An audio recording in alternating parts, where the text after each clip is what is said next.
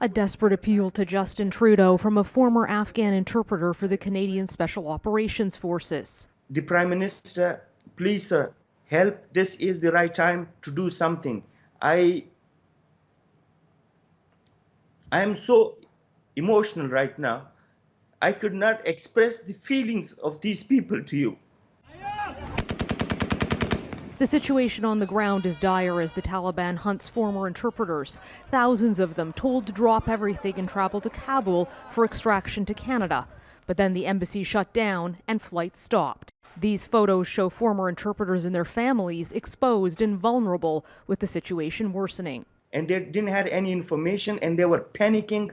They were pushing each another, and I could not describe. When the people left the place, they were telling me we were shamed that we served the Canadian forces, what they have done with us. The Prime Minister had been criticized for promising help with no specifics or timeline.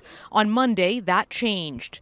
Mr. Trudeau said Canadian troops and military aircraft are on standby in Kuwait and will fly into Kabul as soon as the airfield is secure. Absolutely. If we can see the airfield properly secured, we will be there alongside our partners to help evacuate Afghans. But as I said, the situation right now is extremely fluid, extremely difficult. Mere hours after Trudeau's announcement, the Americans retook control of the airfield with the help of Afghan special forces from Kandahar.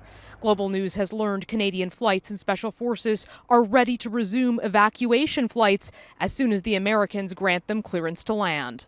My interpreter that I'm trying to help now, he taught me Afghan lullabies to sing to injured children so that they could feel safer in the hospital. And now I'm trying to save his children. But for Siobhan Kalnan, it's too little too late. She's angry with the Prime Minister for calling an election. This is not a time for shaking hands and kissing babies. This is a time for rescuing babies. Afghanistan has dominated the election for Justin Trudeau as images of desperation and tragedy pour out of Kabul. For some, it is a reminder of the 2015 election when the image of a drowned tiny Syrian refugee boy, Alan Kurdi, caught the attention and anger of Canadians, leading then Liberal leader Justin Trudeau to promise to take more than 40,000 Syrian refugees. Getting those Canadian military evacuation flights back in the air and on their way to Kabul, a political priority for the government, according to a security source who has direct knowledge of the situation. It has been a flashpoint on Mr. Trudeau's campaign. And while there's hope ahead for the Canadians, interpreters, and Gurkhas left on the ground, the Taliban still has a kill list for anybody who worked for coalition forces. And the challenge will be getting them to the airport safely.